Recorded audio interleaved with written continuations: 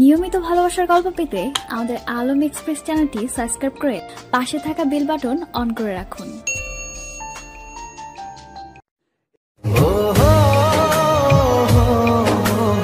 কাহিনী, চরিত্র, স্থান এবং সময় সব কাল্পনিক, তাই গল্প পড়ার সময় কেউ বিভ্রান্ত হবেন না এবং কোথাও কোনো ভুল ত্রুটি হলে ক্ষমাসুলভ দৃষ্টিতে দেখবেন।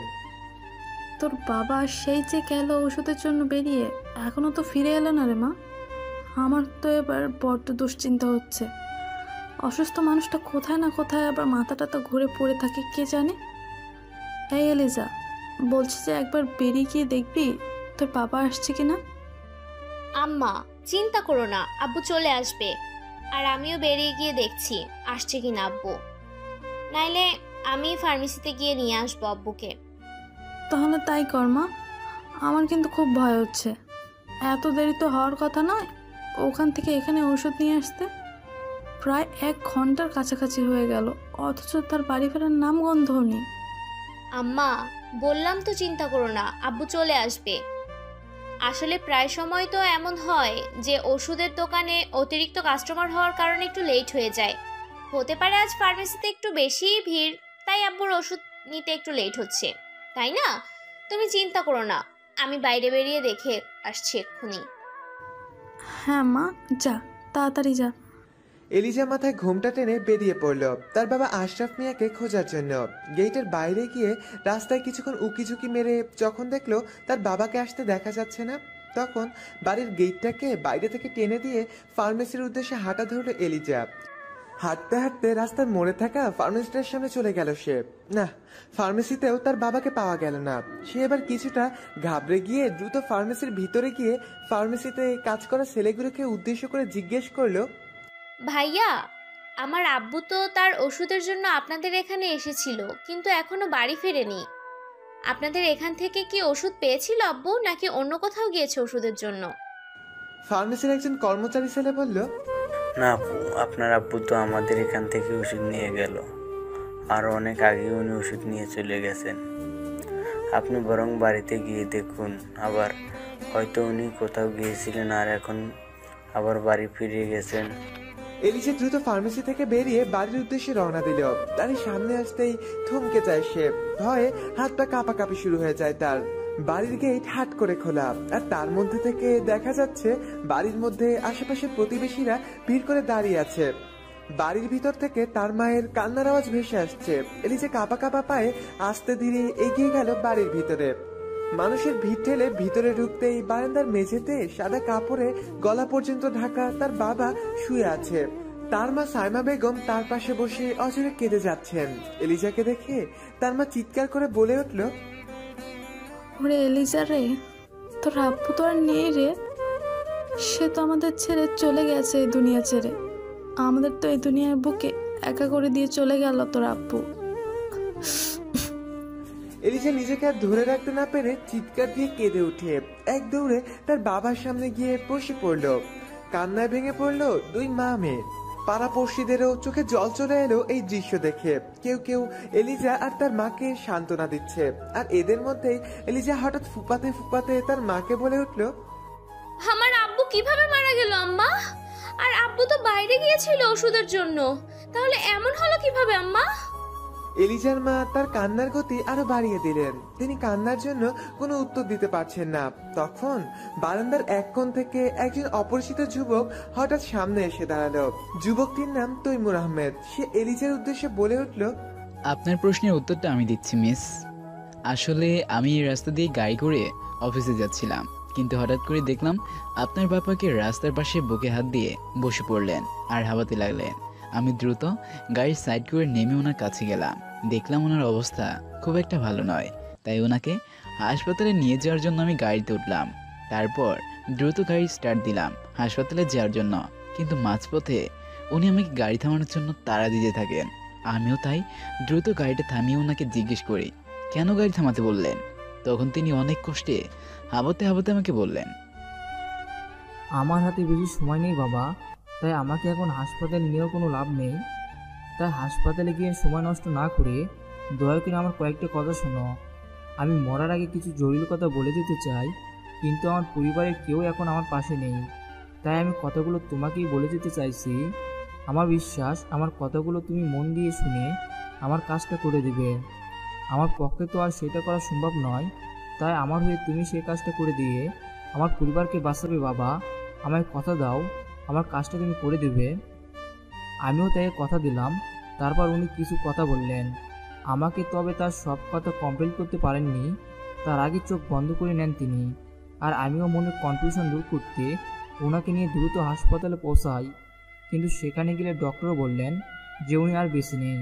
তবে মৃত্যুপূর্বে সৌভাগ্যবশত তিনি মৃত্যুপূর্বে যে কথাগুলো বলেছিলেন তার মধ্যে আপনাদের বাড়ির ঠিকানাটা আমাকে বলেছিলেন, যার ফলে আমি তাকে আপনাদের কাছে পৌঁছে দিতে পেরেছি।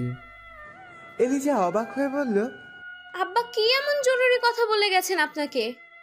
তিনি তার কথা সম্পূর্ণ করে যাননি, তবে যেটুকুই বলেছেন সেটুকু এখন এই পরিবেশে আমি আপনাদের বলতে পারছি না। আগে আপনারা ওনার কাফন দাফনের ব্যবস্থা করুন, পরিবেশ শান্ত হোক, আপনারও মন অনেকটা স্বাভাবিক হোক। তারপর না হয় একদিন সময় করে এসে আমি আপনাদের সবটা খুলে বলবো। আপাতত এইসব নিয়ে না ভেবে আপনার বাবার দাফনের ব্যবস্থা করা দরকার। এলিজা আর কিছু বলল না। সে তার সব আত্মীয় স্বজনদের দ্রুত ফোন করে তার বাবার খবরটা পৌঁছে দিল তাদের কাছে। 4 দিন পর এলিজার বাবার জন্য দোয়া-দরুদের ব্যবস্থা করা হলো। আর এই 4 দিনে নিয়মিত তৈমুর এলিজাদের খোঁজ খবর নিয়েছে এবং নিজেদের পরিবারের মানুষদের মতোই তাদের পাশে দাঁড়িয়েছে সে। যাই হোক, দোয়া-দরুদ শেষে খাওয়া দাওয়ার পর এলিজার সব আত্মীয় স্বজনরা বসেছে এলিজা আর তার মায়ের সাথে তাদের আগামী দিনগুলো কিভাবে কাটাবে সেই ব্যাপারে কথা বলতে। এলিজার মামি শাহানা বেগম বলল, কেন এতদিন যেভাবে ছিলাম সেভাবে থাকবো, আর ভরণ পোষণ এতদিন যেভাবে চলেছে সেভাবেই চলবে। তাছাড়া আমি তো চাকরি করছি একটা, আর বাবার পেনশন নিয়ে যতটা সম্ভব চালিয়ে নেব আমরা 2 মামে। তা না হয় বুঝলাম, কিন্তু এখন তো তোর বাবা নেই যে তোদেরকে আগলে রাখবে। একা 2 জন মহিলা একা একটা বাড়িতে থাকবি, তার উপর আবার তুই একটা যুবতী মেয়ে। চারিদিক থেকে এখন ছেলেরাও তো সুযোগ নিতে চাইবে, এমনকি কোনো ক্ষতি টতিও করে দিতে পারে। তাই বলছিলাম কি, বিয়ের তো বয়স হয়েছে, তো এবার না হয় বিয়েটা করে নে। কি বলছো কি মামি? আমি বিয়ে করে নিলে মাকে কে দেখবে? মাকে এখানে একা থাকবে? এলিজার চাচা সবুর বলে উঠল, আরে এই চিন্তা করে কি তুই বিয়ে না করে থাকবি নাকি? বিয়ে তো করতেই হবে না? না হয় আমরা এমন ছেলে দেখবো যে তোকে বিয়ে করবে আর তোর মাকেও দেখভাল করবে। এমন তো অনেকেই আছে যারা বিয়ের পর তাদের শ্বশুর শাশুড়ি দেখভাল করে, তাই না? না চাচা, তা হয় না। আমি আমার মাকে কারো মাথার বোঝা বানাতে চাই না। তাছাড়া অন্যের ছেলের উপর আমি আমার ফ্যামিলির ভার দিতে পারি না, এটা তার দায়িত্ব নয়। আর আমাদেরও তো একটা আত্মসম্মান আছে। মেয়ে জামাইয়ের বাড়িতে যখন মেয়ের মা বাবা ভাই বোন যায়, থাকুক না কেন, এতে সেখানে তাদের সম্মান কমে যায় আর লোকেও নানা ধরনের মন্তব্য করে। আমি এমন কোনো সিচুয়েশন তৈরি হোক তা চাই না। তাহলে কি করতে চাস তুই? অন্য কোনো ব্যবস্থা করবি? অন্য ব্যবস্থা মানে? অন্য ব্যবস্থা মানে দেখ, বিয়ে না করে তো তুই একটা যুবতী মেয়ে এভাবে থাকতে পারবি না। দিন দিন বয়স বেড়ে যাচ্ছে তোর। আর বিয়ে করলেও তো আবার তোর মাকে তোর স্বামীর বাড়িতে নিয়ে যেতে চাইছিস না, কারণ এতে মানুষ নানা কথা বলবে। আর তুইও চাস না তোর মা মাথা নিচু করে বাঁচুক। কিন্তু এই অবস্থায় কিছু তো একটা করতে হবে, যাতে তুইও বিয়ে শাদী করে সংসারিক হতে পারিস আর তোর মাও নিজের মতো করে বাঁচতে পারে। তুই বরং তোর মায়ের সাথে সবসময় থাকার জন্য একটা মেয়ে মানুষ ঠিক করে ফেল, আর আমরাও তোর জন্য সম্মত দেখা শুরু করি। আর না হয় তোর বিয়েটা হয়ে গেলে তোর মাকে আমাদের সাথে নিয়ে চলে যাব, ভাবি আমাদের সাথেই না হয়ে থাকবে বাকি দিনগুলো। কি বলিস তুই? এ হয় না চাচা, আমি আমার সুবিধার জন্য আমার মায়ের দায়িত্ব আপনাদের উপর চাপিয়ে দিতে পারি না। প্রয়োজনে আমি বিয়ে না করেই থাকবো। যতদিন আমার মা বেঁচে আছে ততদিন আমি তার সাথেই থাকবো, আর তার সব দায়িত্ব আমিই পালন করব। এলিজার কথা শুনে এবার সাইমা বেগম বলে উঠলেন, কেন এত জেদ ধরছিস মা? নিজের ভবিষ্যতের কথাটা একবার ভাব। আমার জন্য এত চিন্তা কেন করছিস? তার চেয়ে বরং তোর চাচার কথা শোন, বিয়েটা এবার করে নে মা। আমি না হয়তো চাচা চাচির সাথেই থাকবো। তোর যখন আমাকে নিয়ে এতই চিন্তা, সেখানে থাকলে তো আর এত চিন্তা হবে না তোর, কারণ সেখানে তো আর আমি একা থাকবো না। তাই এসব চিন্তা বাদ দিয়ে একবার বিয়েটা করে নে মা। তোর বাবা তো চলেই গেল, এখন যদি আমিও বেঁচে থাকতে তোকে বিয়েটা দিতে না পারি, তাহলে যে মরেও নিশ্চিন্ত হতে পারবো না রে মা। কিন্তু মা। আর কোনো কিন্তু না, এবার মায়ের কথাটা রাখ। আমিও তো আজ আছি কাল নেই, মরার আগে তোর বিয়েটা দিয়ে নিশ্চিন্ত হতে চাই। মায়ের কথাটা রাখ মা। এলিজা আর কথা না বাড়িয়ে বলল, ঠিক আছে, তোমরা যা ভালো বোঝো তাই করো। সবাই চলে গেছে যার যার বাড়িতে। শুধু এলিজার এক খালা রয়ে গেছেন এলিজাদের সাথে। তৈমুর এসেছে সন্ধ্যায়। আজ অফিসে ইম্পর্টেন্ট মিটিং থাকার কারণে সে দিনে আসতে পারেনি। তৈমুর বসে আছে সোফায়, আর সামনে এলিজার মা আর তার খালা বসে আছে। তৈমুর চায়ের কাপে চুমুক দিয়ে বলল, মিস এলিজা, আপনার বাবা আমার উপর একটা গুরুত্বপূর্ণ দায়িত্ব অর্পণ করে গেছেন। দায়িত্বটা কি আমি এখনই আপনাকে সেই ব্যাপারে ক্লিয়ার করতে পারবো না, তবে আজ আমি একটা বিশেষ কাজে এসেছি। আসলে আমি একটা প্রপোজাল নিয়ে এসেছি আপনার জন্য। এলিজা আর তার মা এবং খালা ভ্রুকুচকালো প্রপোজালের কথা শুনে। এলিজার খালা আসমা বলে উঠল, প্রপোজাল মানে কিসের প্রপোজাল? জি, প্রপোজালটা হচ্ছে, আপনারা জানেন কিনা জানি না, আমি একজন বিজনেসম্যান এবং আমার 3টা কোম্পানি আছে। বর্তমানে আল্লাহর রহমতে ভালোই চলছে। তো আমি চাই মিস এলিজা আমার কোম্পানিতে জব করুক। আমি জানি উনি অলরেডি একটা জব করছেন, বাট আমার কোম্পানিতে ওনাকে আরও ভালো পর্যায়ে চাকরির সুযোগ দিতে পারি এবং এতে ওনাদের পরিবারও খুব ভালোভাবে চলতে পারবে। আপনারা আমাকে আবার ভুল বুঝবেন না, আমি কোনো খারাপ উদ্দেশ্যে নিয়ে এখানে চাকরির প্রপোজাল নিয়ে আসিনি। আঙ্কেল, মানে মিস এলিজার বাবা আমাকে একটা বড় দায়িত্ব দিয়ে গেছেন। আমি চাইছি যতদিন না আমি আপনার দায়িত্বটা পালন করতে পারছি ততদিন অন্তত মিস এলিজা এবং সাইমা আন্টি যেন একটা সুস্থ স্বাভাবিক পরিবেশে সুস্থ স্বাভাবিকভাবে জীবনযাপন করতে পারেন, তা সুনিশ্চিত করতে আমি অন্যভাবেও আপনাদের সাহায্য করতে পারতাম। কিন্তু আমি জানি এমনি এমনি আপনারা আমার কোনো সাহায্য নেবেন না। কিন্তু আমার কোম্পানিতে জব করতে নিশ্চয় মিস এলিজার কোনো আপত্তি থাকার কথা নয়। উনি কাজ করবেন এবং নিজের কাজের বিনিময়ে পারিশ্রমিক নেবেন। এতে মনে হয় না আপনাদের মান সম্মান বোধেরও কোনো ঘাটতি হবে। এলিজা বলল, কিন্তু কাজটা কি? জি, ঢাকাতে আমার যে কোম্পানিটা আছে এটা হচ্ছে একটা ফ্যাশন হাউস এবং আরেকটা গার্মেন্টস, আর আরেকটা গার্মেন্টস আছে চট্টগ্রামে। আপনি আমার ঢাকার 2টো কোম্পানির মধ্যে যে কোনো একটাতে কাজ করতে পারেন। আপনার যোগ্যতা অনুসারে আপনাকে কাজ দেওয়া হবে। আপনি যেহেতু একজন শিক্ষিত এবং স্মার্ট মহিলা, সেক্ষেত্রে আপনাকে উঁচু লেভেলের পোস্টে দেওয়া হবে। আসমা বলল, তাহলে তো ভালোই হয়, কি বল আপা? হ্যাঁ, তা তো ভালোই, কিন্তু বাবা আমরা তো এলিজার বিয়ে নিয়ে ভাবছিলাম। তৈমুর অবাক হয়ে বলল, সে কি, তাই নাকি?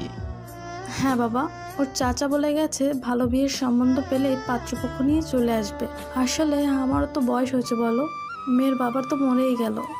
এখন হঠাৎ করে যদি আমিও মরে যাই তখন এই মেয়েটার কি হবে? তাই আমি বেঁচে থাকতে এই মেয়েটার একটা কুল কিনারা করে যেতে চাই, একটা ভালো ছেলের হাতে মেয়েটাকে তুলে দিয়ে যেতে চাই। তৈমুর এলিজার দিকে এক পলক তাকিয়ে সাইমার উদ্দেশ্যে বলল, ও আচ্ছা, তাহলে আপনারা যা ভালো বলছেন তাই করুন। আর উনি বিয়ে করে যদি কখনো চাকরি করতে চায় তাহলেও আমার কোম্পানিতে চাইলে চাকরি করতে পারবে। আর ওনার বিয়ে শাদীর ব্যাপারেও যদি আমার কোনো হেল্প লাগে, আপনাদের প্রয়োজন মনে হয়, তাহলে বিনা দ্বিধায় আমাকে বলবেন, কিন্তু পরবে এড়িয়ে যাবেন না প্লিজ। আমি আপনাদের যে কোনো কাজে আপনাদের পরিবারের পাশে থাকতে চাই, এতে আমার অনেক ভালোই লাগবে। জানি না কেন আপনাদেরকে প্রথম দেখাতে আমি নিজে আপন লোক হিসেবেই ভাবতে শুরু করেছি। আসলে কি বলুন তো, আমার তো বাড়িতে কেউ নেই, বাবা মা মারা গেছে অনেক আগেই, ভাই বোনও নেই। বাড়িতে আমি আর কয়েকজন সার্ভেন্ট ছাড়া কেউই নেই। ভীষণ একা একা লাগে নিজেকে, তাই সবসময় চেষ্টা করতাম নিজেকে কাজের মধ্যে ব্যস্ত রাখতে। কিন্তু আপনাদের পরিবারটাকে দেখার পর থেকেই কেন জানি খুব পরিচিত আর কাছে কেউ বলে মনে হলো। এখন আপনারাও যদি আমাকে নিজেদের একজন ভাবতে পারেন তাহলে আমিও একটা পরিবার পেলাম ভেবে নিজেকে কিছুটা লাকি ফিল করব। কি আন্টি, আমাকে কি নিজেদের একজন ভাবা যায়? সাইমা বেগম দ্রুত মাথা নেড়ে মিষ্টি এসে বলল, অবশ্যই বাবা, কেন নয়? তুমি তো আমাদের নিজেদের লোকের মতোই, নাহলে কি এমন একটা বিপদের সময় এভাবে ছায়ার মতো আমাদের পাশে থাকতে? দুঃসময়ে তো অনেক আপন লোকও পাশে থাকে না, সেখানে তুমি আমাদের দিকে একের পর এক সাহায্যের হাত বাড়িয়ে দিচ্ছ। কি দিয়ে যে তোমার এই ঋণ আমরা শোধ করব? এই কি আন্টি, নিজেদের মানুষও বলছেন আবার ঋণ সুদের কথাও বলছেন। নিজের মানুষের সাথে আর কি ঋণের সম্পর্ক থাকে বলুন তো? না না বাবা, আমি ওইভাবে বলতে চাইনি কথাটা। আচ্ছা বাদ দাও, তুমি যখন বললে তুমি এলিজার বিয়ের ব্যাপারে সাহায্য করতে চাও, তখন বরং একটা কাজ করো বাবা। তুমি তো অনেক বড় বিজনেসম্যান, তোমার কোম্পানিতে নিশ্চয়ই অনেক ছেলেরা কাজ করে। তোমার কোম্পানি থেকে একটা ভালো ছেলে দেখে দাও না আমার মেয়েটার জন্য। ওর চাচা তো বলেছে ছেলে খুঁজবে, কিন্তু সে কেমন না কেমন ছেলে দেখবে।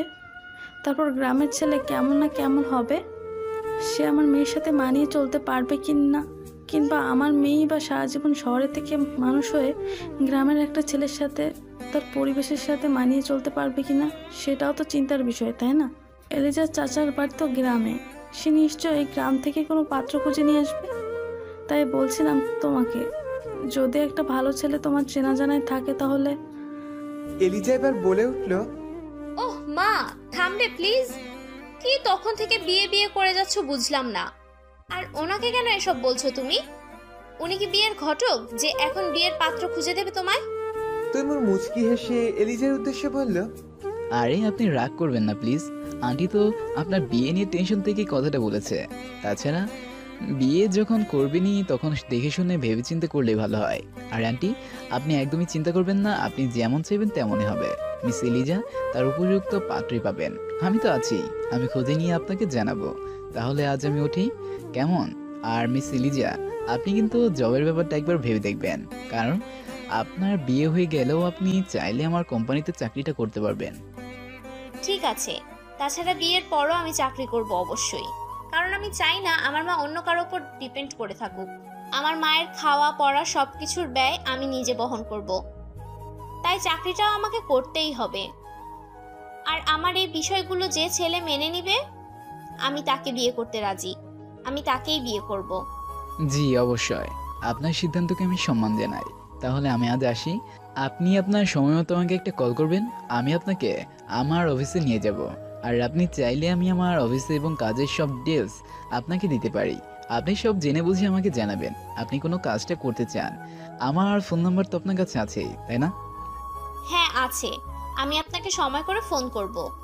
আচ্ছা ওকে, তাহলে এখন আসি আমি, আন্টিরা আসি। সাইমা, আসমা এবং এলিজা তিনজনে তৈমুরকে বিদায় দিল। তৈমুর চলে গেলে তারা তিনজনে এসে আবার সোফায় বসলো। আসমা বলল, ছেলেটা খুব ভালো, কি বলিস আপা? সাইমা জবাব দিল, হ্যাঁ রে, এমন ছেলে আজকাল খুঁজে পাওয়াটাই কঠিন। এই আপা, বলছিলাম কি, আমাদের এলিজা এই ছেলেটার সাথে বিয়ে হলে কেমন হয়? ছেলেটা তো পরিবারে আর কেউ নেই, নিশ্চয়ই তোকে নিজের মায়ের মতো করে রাখবে। তাহলে এলিজার আর তোকে নিয়ে আর বাড়তি কোনো টেনশন থাকবে না। তাছাড়া ছেলেটার টাকা পয়সা নিশ্চয়ই অনেক। কি যে বলো না খালা, কি সব উদ্ভট চিন্তা ভাবনা আসে তোমার মাথায় বুঝি না। আমার সামনে এসব বলছো, কিন্তু ভুলেও মিস্টার তৈমুরের সামনে এমন কিছু বলে বসো না প্লিজ। সাইমা বেগম বলল, হ্যাঁ আসমা, তুই আসলে একটু বেশি ভেবে ফেলেছিস। কোথায় তৈমুর আর কোথায় আমরা? কত বড় লোক, কত বড় একজন ব্যবসায়ী সে কি আর আমাদের মতো এত নিচু শ্রেণীর মানুষদের সাথে আত্মীয়তার সম্পর্কে জড়াবে? সে নিশ্চয়ই তার শ্রেণীর কোনো পরিবারের সাথে সম্পর্ক করবে। তাই এসব স্বপ্ন আমাদের দেখা মানায় না, বুঝলি? বামন হয়ে চাঁদে হাত দেওয়ার স্বপ্ন দেখতে নেই রে বোন, দেখতে নেই। কথাগুলো বলেই দীর্ঘশ্বাস ছাড়লেন সাইমা বেগম। আসমা আর কিছু বলল না, এলিজা উঠে তার নিজের রুমে চলে গেল। 2 দিন পর এলিজার পছন্দ অনুযায়ী তৈমুর তার ফ্যাশন হাউসে এলিজাকে চাকরি দেয়। সেখানে এলিজাকে তার যোগ্যতা অনুযায়ী তাকে সহকারী ম্যানেজার হিসেবে নিয়োগ দেয়। তৈমুর ম্যানেজারকে এলিজার কাজ বুঝিয়ে দিতে বলে বেরিয়ে যায় এয়ারপোর্টের উদ্দেশ্যে। তাকে একটা জরুরি কাজে লন্ডনে যেতে হবে, তাই ওইদিকে বাড়িতে এলিজার চাচা একটা সম্বন্ধ নিয়ে এসে হাজির। ছেলের বাড়ি এলিজার চাচার বাড়ির কাছাকাছি। ছেলে একজন প্রবাসী এবং তাদের মতে খুব ভালো বেতনের কাজ করে ছেলে, মাসে 1 লক্ষ টাকা কামায় সে। তাই এলিজার চাচা এই সম্বন্ধটা হাতছাড়া করতে চাইছে না। আর এলিজার অন্যান্য আত্মীয় স্বজন এবং এলিজার মাও এই সম্বন্ধটা বেশ পছন্দ করেছে, যদিও এখনো এলিজার মা ছেলেকে সরাসরি দেখেনি। আর ওইদিকে এলিজা এই বিষয়ে এখনো কিছুই জানে না, কারণ সে তৈমুরের সাথে বেরিয়ে যাওয়ার পরই তার চাচা আসে তাদের বাড়িতে। যাই হোক, এলিজার মা এলিজাকে ফোন করে বাড়িতে ফিরতে বললে এলিজা জানায় সে সন্ধ্যার আগে বাড়িতে ফিরতে পারবে না, কারণ অফিসে আজই তার প্রথম দিন। আর প্রথম দিনে সে কাজে কোনো রকম অনিয়ম করতে চায় না। তাছাড়া তৈমুরও লন্ডনে যাবে বলে বেরিয়ে গেছে অফিস থেকে, তাই তাকে এখন ফোন করে ছুটি চাওয়াটা ঠিক হবে না। আর ম্যানেজারের কাছে ছুটি চাইলেও হয়তো তিনি উল্টাপাল্টা কিছু ভাবতে পারেন, ভাববেন হয়তো কেমন মেয়েকে স্যার চাকরি দিয়েছেন যে প্রথম দিন অফিসে এসে ছুটি চাইছে। তাই এলিজা তার মাকে বলে দেয় যেন তার চাচাকে বলে আজ তাদের বাড়িতে থাকতে। সন্ধ্যার পর বাড়িতে ফিরে সে তার চাচার সাথে কথা বলবে। রাতে বাড়িতে ফিরে এলিজা জানতে পারলো তার চাচা গ্রামে ফিরে গেছে কাজ থাকায়। সে বলে গেছে আগামী পরশুদিন সে আবার এলিজাদের বাড়িতে আসবে আর তখন পাত্রপক্ষকে সাথে নিয়ে আসবে। তাই এলিজা যেন সেদিন অফিস থেকে ছুটি নিয়ে রাখে। পরের দিন তৈমুর কাজ সেরে দেশে ফিরেছে। অফিসে এসে সে এলিজাকে তার কেবিনে ডেকে পাঠালো। এলিজার খবর পেয়ে সাথে সাথেই তৈমুরের কেবিনের সামনে গিয়ে দরজায় নক করলো। তৈমুর ভিতর থেকে বলল, ইয়েস কাম। এলিজা ধীরে সুস্থে দরজা খুলে ভিতরে প্রবেশ করলো। ভিতরে ঢুকে এলিজা গলা ঝাড়া দিতেই তৈমুর চোখ তুলে তাকালো। এলিজাকে দেখে মিষ্টি হেসে বলল, আরে এইখানে দাঁড়িয়ে আছেন কেন? চেয়ারে এসে বসুন প্লিজ। এলিজাও মিষ্টি হেসে মাথা নেড়ে গিয়ে তৈমুরের সামনে চেয়ারটা টেনে বসে পড়লো। তারপর বলল, আমাকে ডাকছিলেন স্যার? তৈমুর অবাক চোখে কিছুক্ষণ এলিজার দিকে তাকিয়ে থেকে বলল, হ্যাঁ, কিন্তু আপনি আমাকে স্যার কেন বলছেন? আপনি আমার বস, তাই স্যার বলে রাখছি। এটাই তো অফিসের নিয়ম, তাই না? তৈমুর আর কথা না বাড়িয়ে বলল, তা আপনার অফিসে কেমন লাগছে? কাজ করতে কোনো অসুবিধা হচ্ছে না তো? না না, একদম না, খুব ভালো লাগছে এখানে কাজ করে। আর আপনাকে অসংখ্য ধন্যবাদ এই সুযোগটা আমাকে দেওয়ার জন্য। ওকে, ধন্যবাদের কি আছে এখানে। যাই হোক, কখনো কোনো প্রবলেম হলে অবশ্যই আমাকে জানাবেন। একদমই অস্বস্তি বোধ করবেন না। জি স্যার, ধন্যবাদ। আর স্যার, বলছিলাম যে আমার কালকের দিনটা ছুটির প্রয়োজন ছিল। ও নো প্রবলেম, আপনার যখনই ছুটির প্রয়োজন হবে আমি অফিসে না থাকলেও ম্যানেজার সাহেবকে বলে দিবেন, তাহলেই হয়ে যাবে। তা হঠাৎ আপনার ছুটির প্রয়োজন হলো, কোনো প্রবলেম হয়েছে নাকি? আই এম সরি, আমি আপনাদের কোনো খোঁজখবর নিতে পারিনি। তা আন্টি ঠিক আছে তো? জি, আম্মা ভালো আছে। আসলে কাল আমার চাচা এসেছে গ্রাম থেকে। আপনি তো শুনেছেনই, ওনারা আমার বিয়ে নিয়ে উঠে পড়ে লেগেছে। কাল চাচা নাকি আবার কোন পাত্রপক্ষকে নিয়ে আসছে, তাই আমাকে বলেছে অফিস থেকে ছুটি নিয়ে রাখতে। যদিও এই মুহূর্তে আমার বিয়ে শাদীর কোনো ইচ্ছে নেই, কিন্তু মায়ের কথাও ফেলতে পারছি না, বুঝতেই তো পারছেন। তৈমুর কপালে কিছুটা চিন্তার ভাঁজ ফেলে বলল, তা তো বুঝতে পারছি। আসলে আন্টি আপনাকে নিয়ে খুব চিন্তিত। আচ্ছা ঠিক আছে, আপনি দেখুন ছেলে আপনার মনের মতো হয় কিনা। তার ছেলে সম্পর্কে কিছু জেনেছেন, কি করে না করে? জি শুনেছি, ছেলে একজন প্রবাসী। ছেলের বাড়ি চাচাদের বাড়ির কাছেই। তাহলে তো সেটা অনেক দূর, মানে আপনাদের গ্রামে, তাই তো? ছেলে কি বিয়ের পর আপনাকে গ্রামে রাখবে নাকি শহরে, কিছু জানেন? না মানে গ্রামে থাকলে তো আপনার পক্ষে চাকরি বাকরি করা সম্ভব হবে বলে মনে হচ্ছে না, তাই জিজ্ঞেস করলাম। এলিজা মুচকি হেসে বলল, পাত্রপক্ষ তো সবে দেখতে আসছে আমাকে। ওই ছেলের সাথে যে আমার বিয়ে হবে তার কি গ্যারান্টি আছে? ওরা আসুক, আমি আমার কথা তাদের খুলে বলবো। তারা যদি আমাকে প্রপারলি ফ্রিডম দিতে পারে, আমার সুযোগ সুবিধাগুলো বুঝতে পারে, তাহলেই আমি এই বিয়েটা করব, অন্যথায় নয়। কারণ আমার কাছে আমার মাই সবকিছুর ঊর্ধ্বে। তাকে আমি কিছুতেই অন্যের মাথার বোঝা হতে দিতে পারি না। তার সব দায়িত্বই আমার। তাতে যদি কেউ আমাকে বিয়ে করতে না চায় তাহলে বিয়ে করব না, কিন্তু আমি আমার মাকে একা ছেড়ে দিতে পারবো না। অবশ্যই, তাহলে ঠিক আছে, দেখুন সবকিছু আপনার পছন্দ মতো হয় কিনা। আর না হলে আমি তো আছি, আমি আন্টিকে বুঝিয়ে বলবো, আপনি চিন্তা করবেন না। জি ধন্যবাদ। আপনি চাইলে কাল আসতে পারেন আমাদের বাড়ি, যদি আপনার সময় হয়। তৈমুর ভাবুক ভঙ্গিতে বলল, হ্যাঁ, ও হ্যাঁ, আমি চেষ্টা করব। ধন্যবাদ বলার জন্য। এলিজা মৃদু হেসে বলল, আচ্ছা তাহলে আমি আসি। আপনার কি আর কিছু বলার আছে? না না, আপনি যান। ওকে, আসসালামু আলাইকুম। সালাম দিয়ে এলিজা বেরিয়ে গেল তৈমুরের রুম থেকে। তৈমুর এলিজা যাওয়ার পানে তাকিয়ে থাকে স্লো ভয়েসে বলল, ওয়ালাইকুম আসসালাম। আজ পাত্রপক্ষকে সাথে নিয়ে এসেছে এলিজার চাচা সবুর। এলিজা নর্মাল সালোয়ার কামিজ পরেই পাত্রপক্ষের সামনে বসেছে। সবুর পাত্রপক্ষকে উদ্দেশ্য করে বলল, এই হলো আমার বাতিজি এলিজা আরাফ। আমি তো আগে আমার বাতিজি সম্পর্কে আপনাদের মোটামুটি ধারণা দিয়েছি, তারপরও আপনাদের আর কিছু জানা থাকলে আমার বাতিজি থেকে জেনে নিন। সবুরের কথা শুনে পাত্রের বাবা সাবের সাহেব এলিজার উদ্দেশ্যে জিজ্ঞেস করলো, তা মা, শুনলাম তুমি নাকি চাকরি বাকরি করো। আমাদের কিন্তু বাড়ির বৌদি চাকরি বাকরি করানোর কোনো ইচ্ছা বা প্রয়োজন কোনোটাই নেই। তা নিশ্চয়ই তোমার চাচা তোমাকে জানিয়েছে। আমার ছেলেই মাশাল্লাহ প্রতি মাসে 1 লাখ টাকা আয় করে, সেখানে বউকে দিয়ে চাকরি করানোর তো কোনো প্রশ্নই আসে না।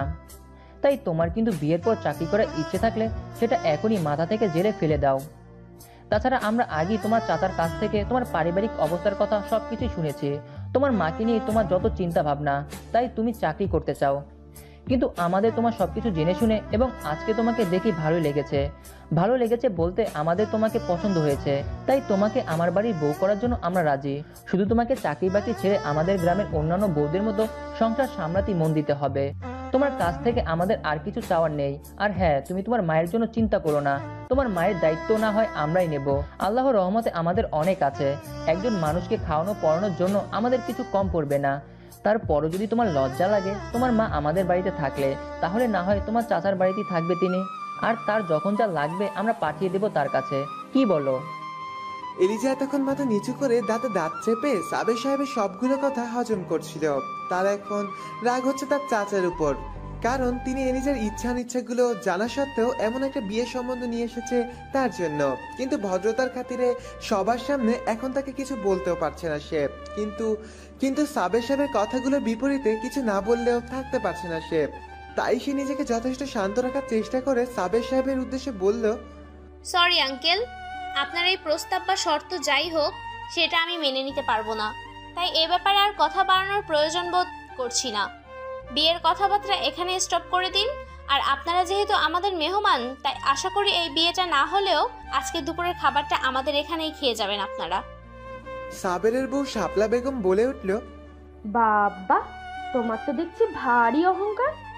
বাপ মরা মেয়ের এত অহংকার ভালো নয়, বুঝলে মেয়ে? বাপ ছাড়া মেয়ে তো মানুষ এমনিতেও বিয়ে করাতে চায় না, তবুও আমরা তোমাকে বাড়ির বউ করাতে চাইছি, সাথে তোমার মায়ের ভরণ পোষণের দায়িত্বও নিতে রাজি হয়েছি। নেহাত আমরা ভালো মানুষ তাই, কিন্তু তবুও তুমি এত ভাব দেখাচ্ছ। তোমার কি মনে হয় অন্য কেউ তোমাকে এত সুযোগ দেবে? আর চাকরির কথাই যদি বলো, তাহলে তো তোমাকে বিয়ে করে ঘর জামাই পুষতে হবে, আর নয়তো আজীবন কুমারী হয়েই কাটাতে হবে।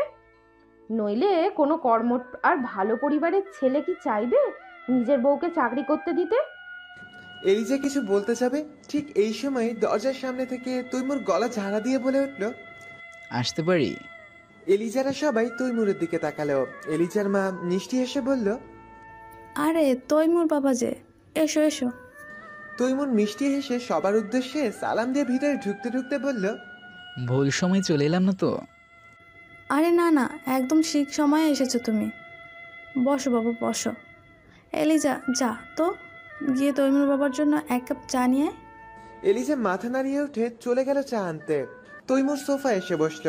সাইমা বেগম তৈমুরের উদ্দেশ্যে বলল, এনারা হচ্ছে পাত্রপক্ষ, এলিজাকে দেখতে এসেছে।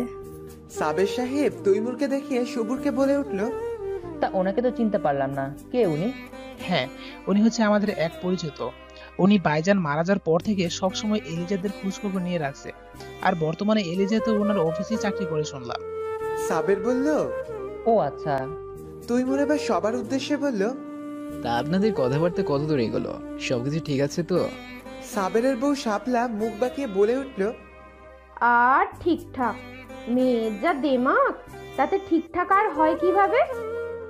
তৈমুরের মুখের হাসিটা মিলিয়ে গেল। সে ভ্রুকুচকে বলল, কেন, কি হয়েছে? মিস এলিজা কি এই বিয়েটা করতে চাইছে না?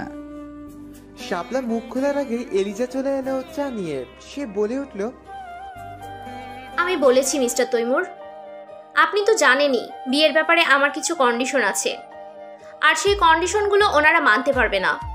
উল্টো তারা দয়া দেখিয়ে আমার মায়ের সব ভরণ পোষণের দায়িত্ব নেবে বলেছেন, কিন্তু তার বিনিময়ে আমাকে ওদের পরিবারের একজন সাধারণ গৃহবধূ হয়ে থাকতে হবে, এটাই তাদের কন্ডিশন। কিন্তু আপনি তো জানেনই আমি আমার মায়ের দায়িত্ব অন্যের উপর চাপিয়ে দিয়ে অন্যের দয়ায় আমার মা বেঁচে থাকবে সেটা মানতে পারবো না। তাই বলেছি এখানে আর বিয়ে নিয়ে তাদের আর আমাদের মধ্যে কোনো কথা বলার প্রয়োজন নেই, কারণ আমি এই বিয়েটা করব না। দেখছেন তো কেমন দেমাকি মেয়ে। এমন মেয়ে বাবু আমার দরকার নেই। এমন মেয়ে বউ করে ঘরে তুললে আমার ঘরের সব শান্তি নষ্ট করে দেবে এই মেয়ে। আর আমি কেন, এই মেয়ের যা তেজ আর দেমাক, তাতে অন্য কোনো পরিবারও একে বউ করে নিতে চাইবে কিনা সন্দেহ আছে। তাছাড়া মানুষের কি ঠেকা পড়েছে যে এই মেয়ের এই সব শর্ত মেনে নেবে? আমরা যে বাপ মরা একটা মেয়েকে সব জেনে শুনে বাড়ির বউ করে নিতে চাইছি কোনো চাহিদা ছাড়াই, এটাই তো বেশি। তার ওপর ওর মাকেও আমরাই পালবো বলছি, তাও তার ডিমান্ড কমে না। তাকে নাকি চাকরি করতে দিতেই হবে। বলি, আমাদের কি কম পড়েছে যে ছেলের বউ দিয়ে চাকরি করাবো? আমাদেরও তো একটা মান সম্মান আছে নাকি? সমাজে আমরা কি জবাব দেব ছেলের বউকে চাকরির নাম করে ছেড়ে দিয়ে রাখলে? সবুর ভাই, আপনি আমাদের আগেই এই সব বলে দেওয়া উচিত ছিল। আপনার ভাতিজি যে সংসার করার মতো মেয়ে না, সেটা আপনারা জানতেন না? যেসব মেয়েরা চাকরি করে মরে, এইসব মেয়েরা কি আদৌ সংসারে মন দিতে পারে? চাকরি করবে, ছেলে বন্ধুদের সাথে ঘুরে বেড়াবে। এইসব চাকরিজীবী মেয়েদের তো এটাই আসল কাজ। চাকরি করতে না পারলে তো এইসব আর আওয়ারাগিরি করতে পারবে না। এটাই আসল কথা। এমন মেয়েকে আমি কেন কোনো পরিবারই বউ করতে চাইবে না। শাপলার কথাগুলো শুনে এলিজার গা জ্বলে যাচ্ছে, তবুও ভদ্রতার খাতিরে আর চাচার মান সম্মানের কথা ভেবে কিছুই বলতে পারছে না সে। এদিকে তৈমুরের চাও ঠান্ডা হয়ে গেছে এলিজার হাতে থাকা অবস্থায়। সবুরের এদিকে মাথা হেট হয়ে যাচ্ছে, তার এলিজার প্রতি রাগ হচ্ছে এখন। সাইমা আর আসমা দুজনই অপমানে মাথা নিচু করে বসে আছে। ওইদিকে সাবের বারবার শাপলার হাত চেপে ধরে চোখের ইশারায় চুপ করতে বলছে, কিন্তু তাতে কোনো লাভ হচ্ছে না। এবার তৈমুর বলে উঠল, আন্টি, আপনি পড়াশোনা করেছেন? শাপলা জিজ্ঞাসা চোখে তৈমুরের দিকে তাকিয়ে বলল, হ্যাঁ, পড়েছি তো। আমরা শিক্ষিত পরিবারের মানুষ, পড়াশোনা আমরাও করেছি, কিন্তু এইসব শহুরে মেয়েদের মতো এত দেয়মাক কখনোই দেখায়নি। তা কতটুকু পড়াশোনা করেছেন? শাপলা খুব গর্বের সাথে বলল, ম্যাট্রিক পাস করেছি আমি। তৈমুর মুচকি হেসে বলল, তাহলে তো অনেক পড়াশোনা করেছেন। আপনি কি জানেন, পৃথিবীতে এমন অনেক নারী আছে যারা চাকরি বাকরি ব্যবসা বাণিজ্য করেও সমান তালে সংসার করছে। আমাদের প্রধানমন্ত্রীর কথাই ভাবুন, তিনি কিন্তু পুরো দেশটাকে সামলাচ্ছেন, আবার নিজের সংসারও ঠিকই রেখেছেন। তাহলে আপনার কেন মনে হচ্ছে মিস এলিজা চাকরি করলে সংসার করতে পারবে না, বা কেউ তাকে বাড়ি বউ করে নিয়ে যাবে না? তাহলে তো প্রধানমন্ত্রীরও বিয়ে হবার কথা ছিল না। স্কুলে অনেক নারী শিক্ষিকা আছেন, নারী উকিল আছেন, নারী ম্যাজিস্ট্রেট আছেন, আরও অনেক ক্ষেত্রেই নারীরা কাজ করছেন বর্তমানে। আপনার তথ্য অনুযায়ী তো তাদের কারোরই বিয়ে হওয়ার কথা ছিল না, কিন্তু তারা তো বিয়েও করেছে, সংসারও করছে, আবার নিজেদের ক্যারিয়ারও ঠিক রাখছে। আসলে সমস্যাটা কোথায় জানেন? সমস্যাটা হচ্ছে আমাদের দৃষ্টিভঙ্গির। আমাদের চিন্তাভাবনা আর দৃষ্টিভঙ্গি যদি ঠিক থাকতো, তাহলে আমরা কখনোই নারীদের নিয়ে এমন উদ্ভট চিন্তাভাবনা মাথায় আনতে পারতাম না। বাংলা একটা কথা আছে না, যে রাধে সে চুলো বাঁধে। তেমনি একজন মেয়ে চাকরি বাকরি করেও সংসার সামলাতে পারে, কিন্তু এর জন্য প্রয়োজন তার মন মানসিকতা। মন মানসিকতা যদি ঠিক থাকে, তাহলে সে সংসার, ধর্ম, কর্ম সবই সঠিকভাবে পালন করবে।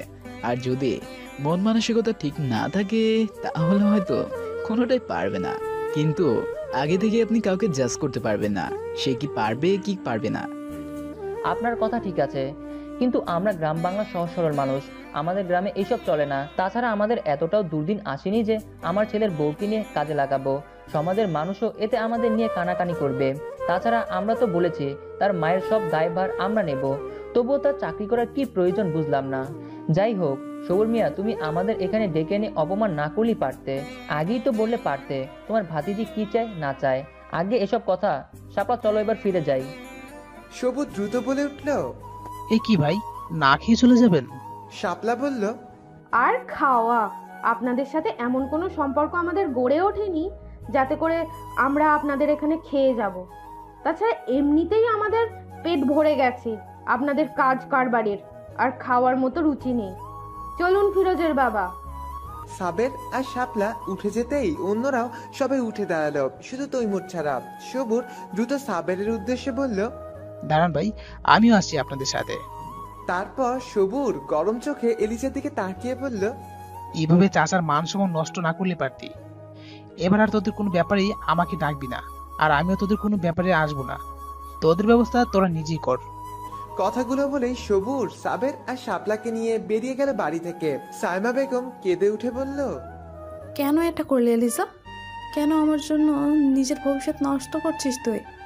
আরে আমি তো দুদিন পর এমনিতেই মরে যাব, বয়স হয়ে গেছে আমার। এই কারণে দিন না হয়তো চাচার বাড়িতে কাটিয়ে দিতাম আমি, কিন্তু তোর তো একটা গতি করে যেতে পারতাম।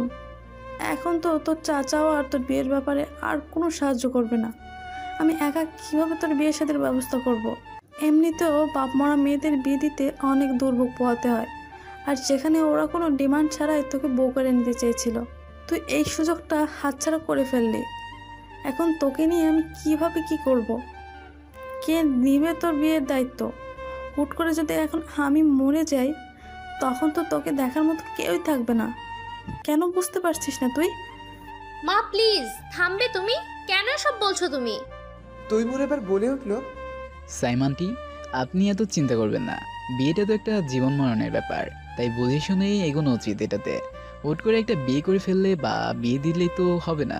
এখানে মিস এলিজার পছন্দ অপছন্দ, ইচ্ছা অনিচ্ছাগুলোকেও প্রাধান্য দিতে হবে।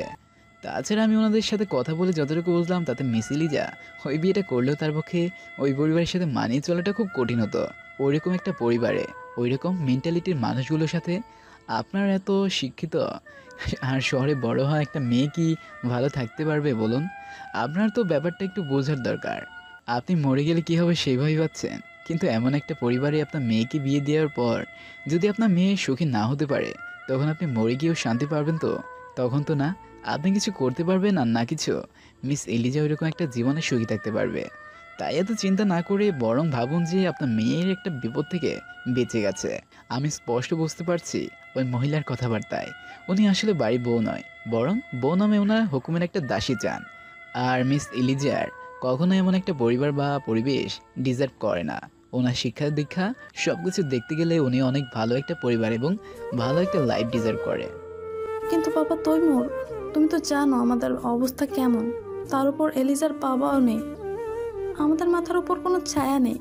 এই অবস্থায় এর চেয়ে ভালো সম্বন্ধ আমি এলিজার জন্য পাবো কোথায় বলো তো? তার উপর এখন তো এলিজার চাচাও বেঁকে গেছে। দেখলেই তো সে কি বলে গেল যাওয়ার সময়, সে আমাদের কোনো ব্যাপারে আর আসবে না। তাহলে একজন পুরুষ গার্জিয়ান ছাড়া আমি এই মেয়েকে কীভাবে বিয়ে দেব? আর কেই বা এই মেয়ের এইসব শর্ত টর্ত মেনে ওকে বিয়ে করতে রাজি হবে বলো তো? তৈমুর সাইমার কথায় কিছুক্ষণ চুপ থেকে হঠাৎ বলে উঠল, আপনাদের যদি কোনো আপত্তি না থাকে তাহলে আমি মিস এলিজাকে বিয়ে করব। ওনার সব শর্ত আমি মানতে রাজি, এবং শুধু তাই নয়, আমি ওনার সিদ্ধান্তকে স্যালুট জানাই। কয়জন মেয়ে পারে বলুন তো নিজের মা বাবার জন্য এতটা স্যাক্রিফাইস করতে? নিজের ভবিষ্যতের চিন্তা বাদ দিয়ে নিজের মা বাবাকে সুখী রাখার জন্য অন্য সবার সাথে লড়াই করতে। ছেলেরাও তো আজকাল নিজের বাবা মার জন্য এত কিছু ভাবে না, সেখানে উনি একজন মেয়ে হয়েও নিজের মায়ের মাথা উঁচু রাখার জন্য ভাবছেন। তার মা সসম্মানে বেঁচে থাকার জন্য নিজের জীবন উৎসর্গ করতে রাজি তিনি। আপনার তো গর্ব করা উচিত এমন একজন মেয়ে পেয়ে আন্টি। সাইমা এবং আসমা তৈমুরের কথায় খুশিতে চোখের জল ছেড়ে দিল। ওইদিকে এলিজা স্তব্ধ হয়ে তৈমুরের দিকে তাকিয়ে আছে। সাইমা বলল, বাবা তৈমুর, তুমি কি সত্যি বলছো এসব? মানে তুমি সত্যি এলিজাকে বিয়ে করতে চাও? তৈমুর এলিজার দিকে এক পলক তাকিয়ে মুচকি হেসে সাইমাকে বলল, জি আন্টি, আমি সত্যি বলছি। তুমি ভেবেচিন্তে বলছো তো বাবা? পরে আবার পিছপা হবে না তো? আসলে তুমি এত বড় লোক আর আমরা কত সাধারণ পরিবারের মানুষ, তাই বলছি। তুমি ভেবেচিন্তে বলছো তো এসব?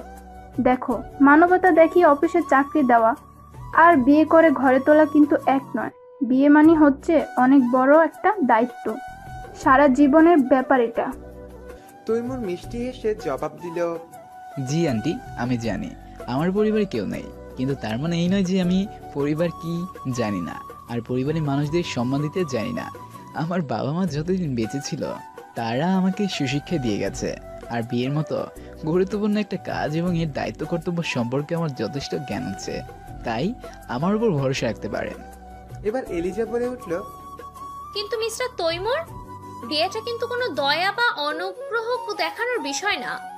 হয়তো আপনি আমার মায়ের দুশ্চিন্তা দেখে আর আমাদের সিচুয়েশন দেখে আপনার মানবতা থেকেই আমাকে বিয়ে করতে চাইছেন, কিন্তু আমি তো আপনাকে আগেই বললাম যে আমি কারো দয়ায় নিজেও বাঁচতে চাই না, আমার মাকেও অন্যের অনুগ্রহের পাত্রী করতে চাই না।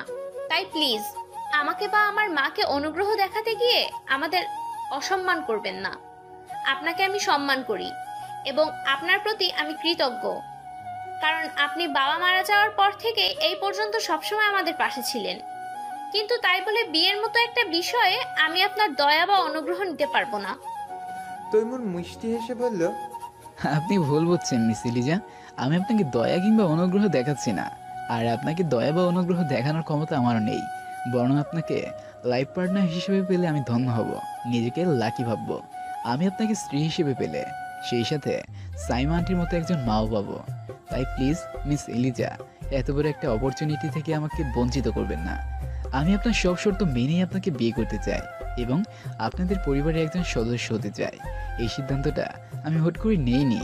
আমি কাল রাত থেকে এই ব্যাপারটা নিয়ে অনেক ভেবেছি, আর এই জন্য আমি আজ এখানে এসেছি, নইলে আসতাম না।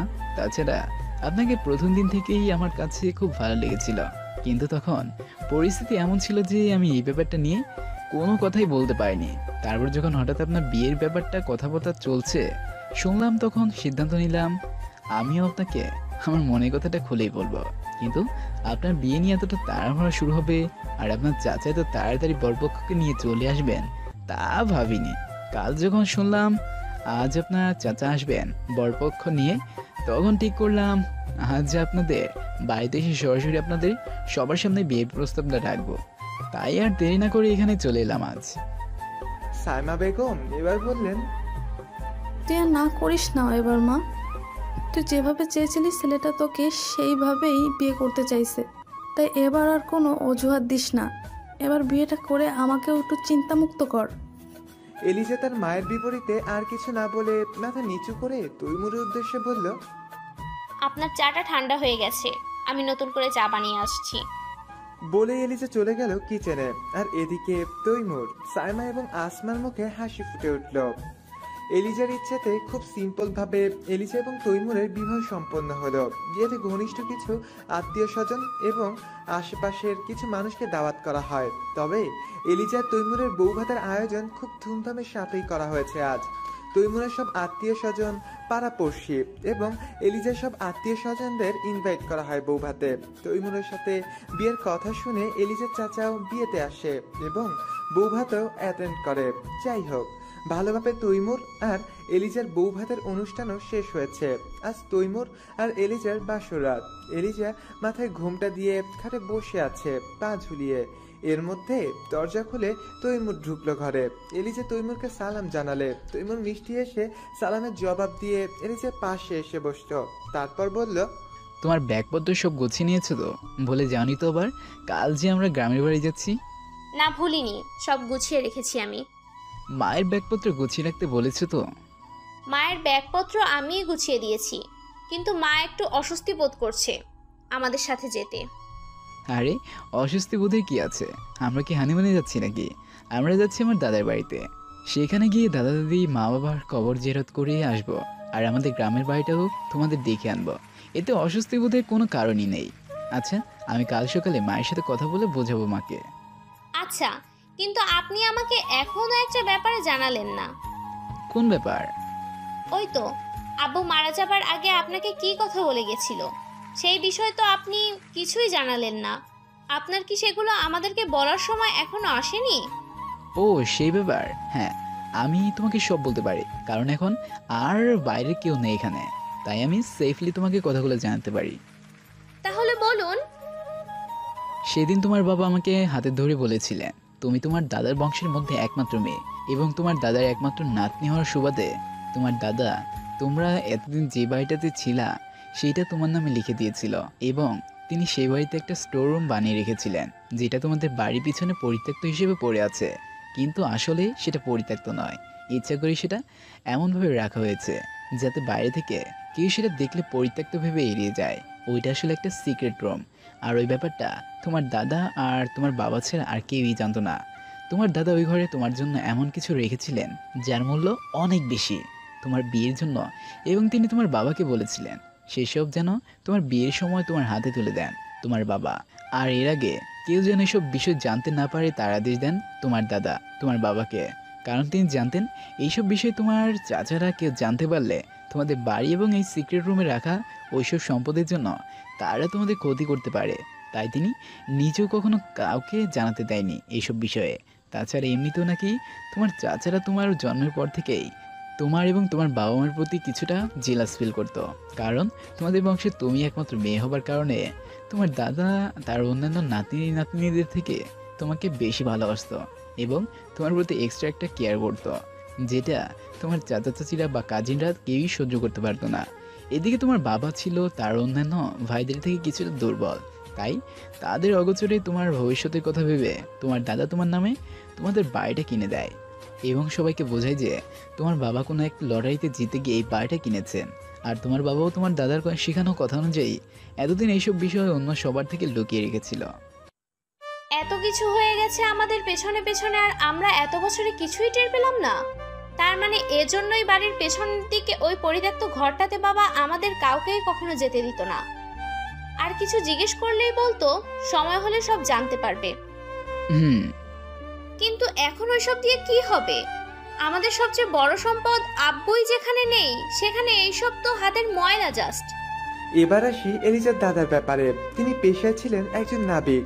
এই পেশা থেকেও জীবনে প্রচুর টাকাই কামিয়েছেন তিনি। তাছাড়াও জন্মসূত্রে তিনি একজন উচ্চবিত্ত পরিবারের একমাত্র সন্তান হওয়ায় বাবার মৃত্যুর পর তার সব সম্পত্তি পান তিনি। তার সন্তান বলতে 5টাই ছেলে, আর তার মধ্যে এলিজার বাবা সবার বড়। তিনি ছিলেন কিছুটা সহজ সরল টাইপের মানুষ। তিনি ভাইদের মধ্যে সবার থেকে বড় হলেও সবার শেষে গিয়ে বিয়ে করেন তিনি।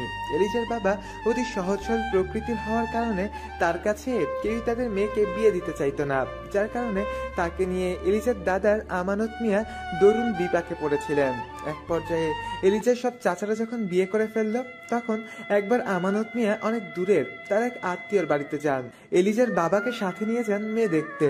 তার সেই আত্মীয়ের আর্থিক অবস্থা খুব সচ্ছল ছিল না, যার কারণে তারা তাদের মেয়েকে আশরাফ মিয়ার কাছে বিয়ে দিতে রাজি হয়ে যায়। আর যার সাথে আশরাফ মিয়ার বিয়ে হয়েছিল সেই ছিল আজ এলিজার মা সাইমা বেগম। যাই হোক, এলিজার জন্মের পর যখন তার চাচারা দেখলো এলিজার প্রতি আমানত মিয়ার একটু বেশি টান আর ভালোবাসা, তখন তারা ভাবতে শুরু করে হয়তো যে কোনো সময় আমানত মিয়া তার বিষয় সম্পত্তির বেশিরভাগ অংশই এলিজার নামে লিখে দিয়ে যেতে পারেন, কারণ তিনি এলিজার সব ক্ষেত্রেই তার অন্যান্য ছেলেদের ঘরের নাতিদের থেকে একটু বেশি গুরুত্ব দিচ্ছিলেন এবং সবসময়ই তাকে অন্যদের থেকে বেশি কেয়ার করেছিলেন। তাই তারা 4 ভাই আর তাদের বউয়েরা মিলে এক রাতে সবুরের ঘরে বসে ফোন দিয়াছিল আমানত মিয়াকে ফুসলে ফাসলে, এমনকি প্রয়োজনে জোর করে হলেও তার বিষয় সম্পত্তি সব নিজেদের নামে লিখিয়ে নেবে। আর এই কথা ঘরের সামনে দিয়ে যাওয়ার সময় শুনে ফেলে আমানত মিয়া। আর সেই রাতেই তিনি সিদ্ধান্ত নেন যে যত দ্রুত সম্ভব তিনি এলিজার ভবিষ্যৎ সিকিউরিটির ব্যবস্থা করবেন। তারপর সেই রাতে তিনি দ্রুত শহরে চলে যান আর এক বন্ধুর বাড়িতে, এবং সেখান থেকেই তিনি এলিজার নামে ওই বাড়িটা কিনেন এবং বুদ্ধি খাটিয়ে সেখানে একটি সিক্রেট রুম তৈরি করেন। তারপর সেখানে তার সাথে করে আনা কিছু মূল্যবান জিনিস সেই ঘরে রেখে আশরাফ মিয়ার কাছে খবর পাঠান এবং বলেন আশরাফ মিয়া বাড়িতে কাউকে না জানিয়ে তার পাঠানোর ঠিকানা অনুযায়ী যাতে চলে যায় সেই জায়গায়। আশরাফ মিয়া সেখানে পৌঁছালে আমানত মিয়া তাকে সব খুলে বলে এবং নতুন বাড়িতে নিয়ে গিয়ে তাকে সব বুঝিয়ে দেয় কি কি করতে হবে। তারপর তিনি আশরাফ মিয়াকে শহরে রেখেই চলে যান বাড়িতে, যেন কেউ তাদের দুজনকে একসাথে না দেখে আর সন্দেহ না করে। এদিকে বাড়িতে গেলে তার 4 ছেলে জোর জবরদস্তি করে তার বিষয় সম্পত্তি নিজেদের নামে লিখিয়ে নেয়। তার একদিন পর আশরাফ মিয়া বাড়িতে ফিরে জানতে পারে তার ভাইয়েরা তার বাবার সব সম্পত্তি নিজেদের নামে করে নিয়েছে এবং তার ভাগে কিছুই নেই। তখন আশরাফের দিকে তাকিয়ে তার বাবা আমানত এক রহস্যময় হাসি দেয়। আশরাফও সেই হাসির মানে বুঝতে পেরে কোনো ঝগড়া ঝামেলা না করে তার পরিবার এবং বাবাকে নিয়ে চলে আসে ওই শহরের বাড়িতে। আর কয়েক মাস পরে তার ভাইয়েরা জানতে পারে যে তার ভাই আশরাফ একটা লটারিতে জিতে গিয়ে নিজের নতুন বাড়ি তৈরি করেছে। তারপর থেকে তারা আশরাফ আর আমানতের বাড়িতে মাঝে মধ্যে আসা যাওয়ার মাধ্যমে তাদের সাথে সম্পর্ক ভালো করার চেষ্টা শুরু করে। কিন্তু আমানতের কথা মতো আশরাফ তাদের সবার উপরে সৌজন্যমূলক আচরণ করত, কিন্তু তাদের থেকে দূরত্ব বজায় রাখার চেষ্টা করত। আর এত বছর পর আশরাফ মারা যাওয়ার পর সবুর এলিজার মাকে তাদের বাড়িতে নিয়ে রাখার চেষ্টা করেছিল, মূলত এলিজাদের বাড়িটা হাতিয়ে নেওয়ার জন্যই। এই হলো ঘটনা। যাই হোক, এবার আসি বর্তমানে। এলিজা এবং তৈমুরের বিয়ে হয়েছে প্রায় 6 মাস হয়ে গেছে। এলিজা এখনো আগের মতো তৈমুরের কোম্পানিতেই চাকরি করে এবং সেখান থেকে পাওয়া বেতন দিয়ে এবং তার বাবার পেনশনের টাকা থেকে তার মায়ের ভরণ পোষণের ব্যবস্থা করে। সে অন্যের টাকায় নিজের মায়ের খরচ বহন করতে চায় না। তবে তৈমুরের অনুরোধে এলিজার মা এখন তৈমুরের বাড়িতেই থাকে। এই 6 মাসে এলিজা অনেক চেষ্টা করেছে মনে করার তার বাবা তাকে কোনো ক্লু দিয়েছিল কিনা এই সিগারেট করার ব্যাপারে, কিন্তু কিছুতেই সেরকম কিছু মনে করতে পারেনি। আর তৈমুরও অনেক সময় এলিজাকে নিয়ে সেই গুপ্ত ঘরের দরজা খোলার চেষ্টা করেছে বিভিন্ন রকম পাসওয়ার্ড দেওয়ার মাধ্যমে, কখনো এলিজার নাম দিয়ে, কখনো এলিজার মায়ের, দাদার ইত্যাদি ইত্যাদি, কিন্তু কোনোটাতেই সফল হয়নি। তাই এক পর্যায়ে এলিজা বিরক্ত হয়ে তৈমুরকে বলেছে এটা নিয়ে আর না ভাবতে। তৈমুরও তাই এখন এইসব চিন্তা বাদ দিয়ে নিজের কাজের দিকে মনোনিবেশ করে। তার মাঝে মাঝে তার খুব খারাপ লাগে, কারণ সে আশরাফ মিয়া মানে তার শ্বশুরের কথা রাখতে পারেনি। সে পারেনি ওই নিত্য পথযাত্রী লোকটার আকুতি ভরা কণ্ঠে হাত জোর করে বলা কথাগুলোর দাম দিতে, যদিও তার এতে কোনো দোষ নেই, কারণ আশরাফ মিয়া সেই দিন তার সম্পূর্ণ কথা ক্লিয়ার করার আগেই মৃত্যুর করে ঢলে পড়েন। তৈমুরের শাশুড়ি খুব অসুস্থ। তৈমুর আর এলিজা তাকে দ্রুত হসপিটালে নিয়ে যায় চিকিৎসার জন্য। এর মধ্যে তৈমুরের আবার একটা ইম্পর্টেন্ট মিটিং পড়ে যাওয়ায় এলিজা তৈমুরকে বুঝিয়ে শুনিয়ে পাঠিয়ে দেয় অফিসে, আর সে হসপিটালে নিজের মায়ের কাছে থেকে যায়। তৈমুর অফিসে পৌঁছে মিটিং এ অ্যাটেন্ড করে। যথাসময়ে মিটিং শেষ হয়। তৈমুর মিটিং শেষ করে নিজের চেম্বারে যেতে নিলেই হঠাৎ তৈমুরের ফোনে কল আসে এলিজার ফোন থেকে। তৈমুর দ্রুত কল রিসিভ করতেই এলিজা কান্না কণ্ঠে বলে উঠল তার মার শরীর আরো খারাপ হচ্ছে, তাকে দ্রুত অপারেশন করাতে হবে, তাই 1 লক্ষ টাকার দরকার। কিন্তু এলিজার কাছে মাত্র 40,000 টাকা আছে, তাই তৈমুর যেন বাকি টাকাটা তাকে ধার হিসেবে দেয় এবং পরে তার বেতন থেকে কেটে নেয় সেই টাকা। তৈমুর এই পাশ থেকে ধমক দিয়ে বলে উঠল, oh just shut up Eliza, are you crazy? এমন একটা ক্রিটিক্যাল সিচুয়েশনেও তুমি ধারটা নিয়ে পড়ে আছো? আরে উনি তো আমারও মায়ের মতনই নাকি?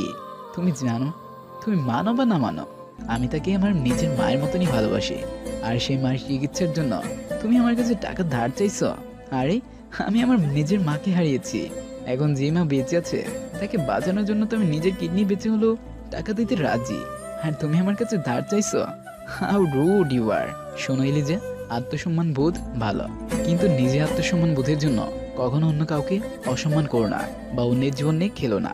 এখন তোমার মায়ের বেঁচে ওঠা সবচেয়ে বেশি জরুরি, এখানে নিজে আত্মসম্মান বোধকে টেনো না।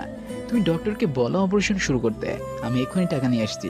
আর ডক্টর যদি কোনো ঝামেলা করে সাথে সাথে আমার কথা বলবে তাকে, প্রয়োজন হলে আমার সাথে কথা বলে দিবে তাকে। বলেই তৈমুর ফোন কেটে দিল। তৈমুর দ্রুত ম্যানেজারকে বলে অফিস থেকে বেরিয়ে পড়ল। হসপিটালে গিয়ে তৈমুর এলিজার কাছে গিয়ে জানতে পারে ডক্টর প্রথমে ফুল পেমেন্ট ছাড়া অপারেশন শুরু করতে রাজি না হলে এলিজা তৈমুরের কথা বলে আর ইন্ডাস্ট্রিয়ালিস্ট তৈমুর আহমেদের কথা শুনে ডক্টর অপারেশন করতে রাজি হয় এবং এলিজার মাকে ওটিতে নিয়ে যায়। তৈমুর এলিজাকে শান্ত হতে বলে চলে যায় অপারেশনের টাকা জমা দিতে রিসিপশনে। টাকা জমা দিয়ে ফেরার সময় হঠাৎ একটা ছেলের কথা কানে আসে তৈমুরের। ছেলেটা কারোর সাথে ফোনে কথা বলছিল। তার কথাগুলো ছিল এরকম, আরে ভাই আর বলিস না, বাবা এমন এক লকার বানিয়েছে যেটা পাসওয়ার্ডের সাহায্য খুলতে হয়, পাসওয়ার্ড ছাড়া খোলা কোনো উপায় নেই। আর এখন সে তার সব টাকা পয়সা ওই লকারই রাখে। আর এটা করেছে শুধুমাত্র আমরা যেন তার টাকা পয়সা হাত লাগাতে না পারি। আর যেই রুমে লকার রেখেছে সেই রুমে তো আমাদের কাউকে ঢুকতেও দেয় না। তাহলে পাসওয়ার্ডটা কি আমরা জানবো কিভাবে? আর টাকাই বা বের করব কিভাবে?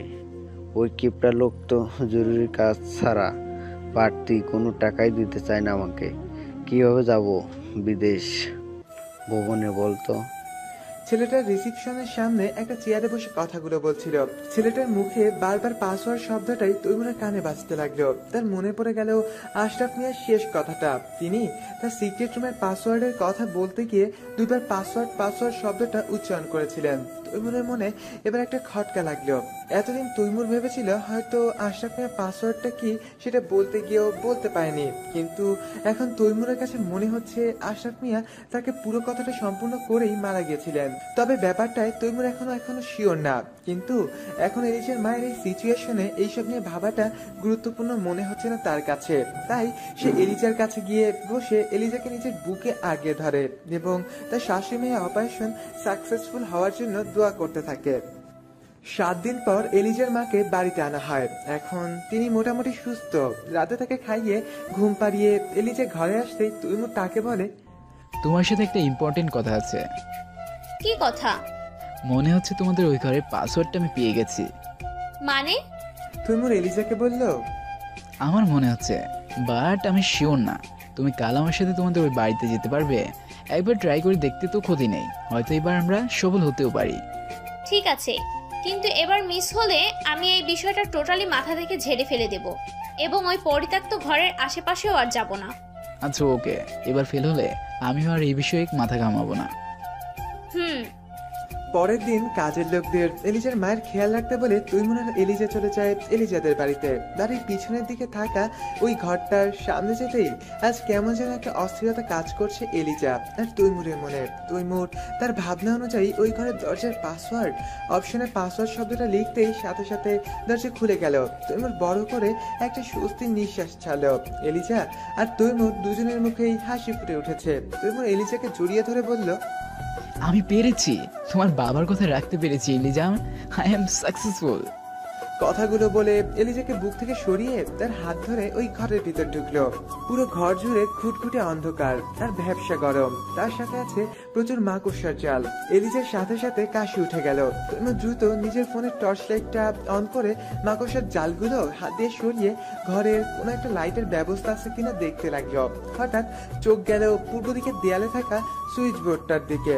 আস্তে আস্তে এলিজার হাত ধরে সেদিকে গিয়ে সুইচগুলো চেক করতে গিয়েই প্রথম সুইচে চাপ দেই লাইট জ্বলে উঠলো। তারা পিছনে ফিরতে দেখলো এক বিশাল লকার রাখা মাঝ বরাবর। তৈমুর এলিজাকে নিয়ে সেদিকে এগুতে লাগলো। লকারটার সামনে গিয়ে দেখে লকারের পাসওয়ার্ড সিস্টেম করা আছে। তৈমুর চিন্তিত ভঙ্গিতে আবার সে একই পাসওয়ার্ড এখানে শো করতেই লকার খুলে গেল। তৈমুর আর এলিজা দুজনের দিকে তাকিয়ে আবার স্বস্তির নিঃশ্বাস ছাড়লো। লকার খুলে প্রথমে একটা চিঠি পেল তারা। চিঠিটা আগ্রহ নিয়ে খুলতেই দেখলো সেখানে লেখা, প্রিয় দিদি ভাই, আমি জানি তুমি একদিন না একদিন এই চিঠিটা পড়বে। আমি সেই দিনের অপেক্ষায়। হয়তো সেদিন আমি থাকবো না, কিন্তু আমার এই চিঠির মাধ্যমে আমি সেদিন তোমার সাথে কথা বলবো। যাই হোক, কাজের কথায় আসি। এই চিঠিটা তুমি যেই লকারে পেলে, সেই লকারে আমি যত্ন সহকারে তোমার প্রতি আমার ভালোবাসাগুলো তুলে রেখেছি। আশা করি তোমার সেগুলো পছন্দ হবে এবং তোমার জীবনে সেগুলো আমার পক্ষ থেকে তোমার জন্য আশীর্বাদ হয়ে থাকবে। এই লকারে আমি তোমার জন্য কিছু গহনা রেখেছি। জানি না সেগুলো তোমার পছন্দ হবে কিনা, কিন্তু সেগুলো আমার কাছে অতি মূল্যবান সম্পদ। কারণ এই গহনাগুলো একসময় আমার মা পরেছিলেন, আর তারপর তোমার দাদি। এখন সেগুলো আমি তোমার জন্য রেখে দিলাম। কোনো একদিন এই গহনাগুলো পরে আয়নার সামনে দাঁড়িয়েও তুমি তোমার দাদিকে কখনো সচক্ষে দেখতে পাওনি, কিন্তু আমার বিশ্বাস এই গহনাগুলো পরলে তোমাকে একদমই তোমার দাদি ফিরোজা বেগমের মতোই লাগবে। আমি আমার সম্পত্তির ভাগ, তোমার বাবার সম্পত্তির ভাগ এবং তোমার দাদি ফিরোজা বেগমের সম্পত্তির ভাগ সব তোমার নামে রেজিস্ট্রি করে দিয়েছি এবং তার সব দলিলপত্র এই লকারে রাখা আছে এবং এই বাড়ির দলিলের মেইন কপিও এই লকারে রাখা আছে। তোমার বাবা অতি সহজ সরল, তাকে বোকা বানিয়ে যে কেউ এই সব কিছু হাতিয়ে দিতে পারবে। তাই আমি সরাসরি এই সম্পদ রক্ষণাবেক্ষণের দায়িত্ব তার হাতে না দিয়ে এই লকারে লুকিয়ে রাখার ব্যবস্থা করেছি। তোমার বাবা জানে এই লকারে তোমার জন্য কিছু রাখা আছে, কিন্তু সে জানে না এই লকারে তোমার জন্য কি রাখা আছে। আমি এগুলো অনেক কষ্টে তোমার চাচাদের লালসার দৃষ্টি থেকে লুকিয়ে এনে আগলে রেখেছি। আশা করি এই উপহারগুলো তোমার পছন্দ হবে। ভালো থেকো দিদি ভাই, এবং আমাকে তোমার দোয়ার মধ্যে মনে রেখো। দিদি, তোমার দাদা ভাই। চিঠিটা পড়তেই এলিজা কান্নায় ভেঙে পড়ল। তার দাদার স্মৃতিগুলো তার চোখের সামনে ভেসে উঠতে লাগলো। তৈমুর অনেক কষ্টে এলিজাকে সামনে নিল। 1 বছর পর এলিজার কোল জুড়ে এলো ফুটফুটে এক পুত্র সন্তান। আজ তার নাম রাখা হবে। বাড়ি ভর্তি মেহমান। এলিজা আজ তার দাদার দেওয়া গয়নাগুলো পরে তার দাদার চিঠিতে বলা সেই কথাগুলো রাখতেই একদম তার দাদির মতো করে সেজেছে। তার দাদির একটা ছবি দেখে তার মতো করেই সেজেছে এলিজা। তারপর তার দাদার কথা মতো আয়নার সামনে গিয়ে দাঁড়ালো। এমন সময় তৈমুর পিছন থেকে এসে এলিজাকে জড়িয়ে ধরে বলল, বাহ, তোমাকে তো একদম পুরনো ছবির নায়িকাদের মতো লাগছে। এলিজা চোখ গরম করে বলল, তার মানে আমাকে তোমার পুরনো লাগছে, তাই না? তৈমুর দুষ্টু এসে বলল, একদমই না, তোমাকে কেন পুরনো লাগবে? আমার কাছে তো মনে হচ্ছে সাদা কালো ছবিতে নতুন হেমালিনীকে দেখছি। না, সিরিয়াসলি বলছি, দারুণ লাগছে তোমায়। দাদাভাই ঠিকই বলেছেন, তোমাকে সত্যি অনেকটা তোমার দাদির মতোই লাগছে। তাই? জানো, দাদিকে আজ সরাসরি না দেখার জন্য খুব আফসোস হচ্ছে। এই আফসোসটা তো দূর করার জন্যই তো দাদাভাই এই সাজে তোমাকে নিজে আয়নাতে দেখতে বলেছিলেন। কিন্তু এখন তো আফসোসটা উল্টো বেড়ে যাচ্ছে মনে হচ্ছে। আচ্ছা বাদ দাও, এই আফসোসটা তো দূর করা সম্ভব নয়, তাই এসব ভেবেও লাভ নেই। চলো, নিচে সবাই অপেক্ষা করছে আমাদের জন্য। ছেলের নাম রাখতে হবে তো নাকি? চলো। দুইজনে চলে গেল নিচে সবার কাছে। তাদের ছেলেকে সাইমা বেগম কোলে নিয়ে বসে আছেন, আর পাশে আত্মীয় স্বজনরা। কিছুক্ষণ পর হুজুর এসে তৈমুর আর এলিজার ছেলের নাম রেখে গেল। আজ আবারও হাসি আনন্দে মেতে উঠল আহমেদ ভবন।